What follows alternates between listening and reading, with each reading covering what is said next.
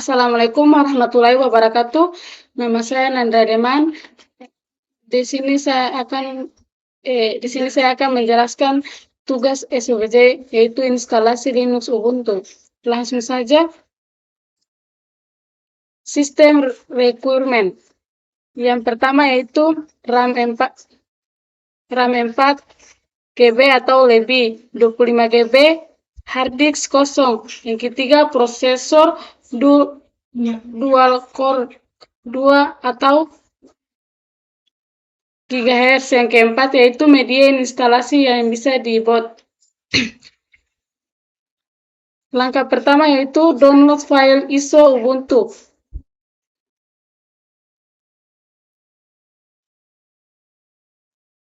Unduh file ISO Ubuntu dari portal web resmi Ubuntu.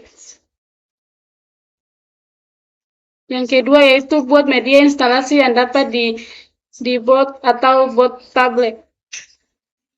Setelah file ISO diunduh di PC kalian, kemudian buatlah buat tablet installer. Gunakan Rufus atau Xfer pada sistem operasi Windows untuk membuat media yang dapat dibuat untuk diinstalasi. Yang ketiga itu atur booting ke media instalasi atau flash disk. Reboot komputer yang ingin kita install Ubuntu. Buka pengaturan BIOS-nya dan ubah media boot dari hard disk ke drive USB atau flash disk.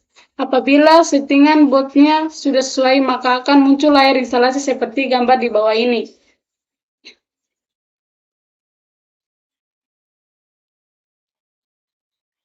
Jadi inilah gambarnya.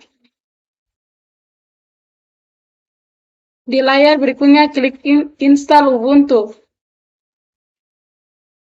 Pilih tata letak keyboard. Pilih tata letak keyboard pilihan Anda dan kemudian klik lanjutkan. Untuk default pilih saja Inggris atau US. Kelima, pilih tipe instalasi. Pada langkah ini kita harus memilih jenis instalasi. Ada dua opsi, instalasi normal dan minimal. Dalam instalasi normal, semua aplikasi terkait GUI akan diinstal, sedangkan dalam minimal hanya aplikasi dasar yang akan diinstal. Yang keenam, pilih tipe partisi disk. Pada langkah ini kita akan diminta untuk memilih jenis instalasi. Di sini jenis instalasi berarti skema partisi. Berikut adalah dua jenis tipe instalasi partisi.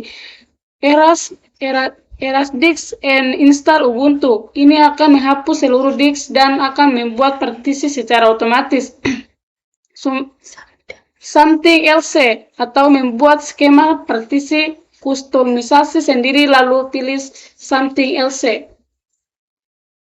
Jika Anda baru mengenal Ubuntu Linux, maka disarankan untuk menggunakan opsi pertama. Dalam artikel ini, saya akan menunjukkan cara membuat skema partisi khusus melalui opsi kedua atau something else. Klik lanjutnya dan kemudian kita akan masuk ke proses membagi partisi seperti gambar di bawah ini.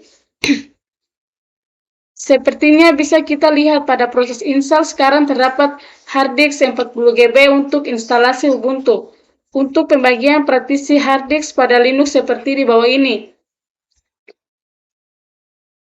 Untuk mulai membuat partisi pertama, buat tabel partisi kosong. Pilih device, kemudian klik di New Partition Table.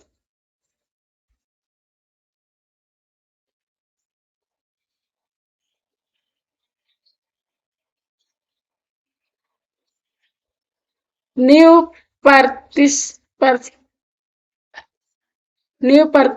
Table. Sekarang buat partisi pertama kita sebagai atau buat dengan ukuran 2 GB. Pilih ruang kosong. Klik simbol tambah. Atur partisi seperti gambar di bawah ini. Buatlah partisi yang lain dengan menggunakan cara yang sama. Setelah semua partisi yang diperlukan sudah dibuat, selanjutnya klik install now untuk memulai proses instalasi. Di proses selanjutnya pilih kontinu untuk membuat partisi baru pada hard disk. Yang ketujuh, pilih lokasi pilihan. Pilih lokasi sesuai wilayah Anda saat ini. Itu akan mengonfigurasi zona waktu yang sesuai karena kita di Indonesia pilih Jakarta atau GMT tambah 7. Yang ke-8, buat user dan atur nama komputer. Pada langkah ini, silakan kalian tentukan untuk nama dan user login ke dalam sistem operasi Ubuntu. Sebagai contoh seperti gambar di bawah ini. Apabila tidak ingin menggunakan password, pilih login automatically. Yang ke-9, instalasi Ubuntu. Dimulai seperti yang kita lihat pada gambar di bawah. Proses instalasi sedang berlangsung. Setelah instalasi selesai, kita akan diminta untuk mereboot sistem. Klik restart now untuk membuat ulang sistem. Juga jangan lupa untuk